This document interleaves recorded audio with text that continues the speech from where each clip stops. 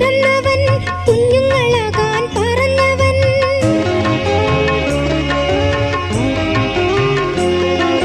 കുഞ്ഞായി വന്നു പിറന്നവൻ കുഞ്ഞുങ്ങളാകാൻ പറഞ്ഞവൻ. സ്വർഗത്തിൽ ഒരു പൂന്തോട്ടം നല്ല കുഞ്ഞുങ്ങൾക്കായി തീർത്തവനെ. സ്വർഗത്തിൽ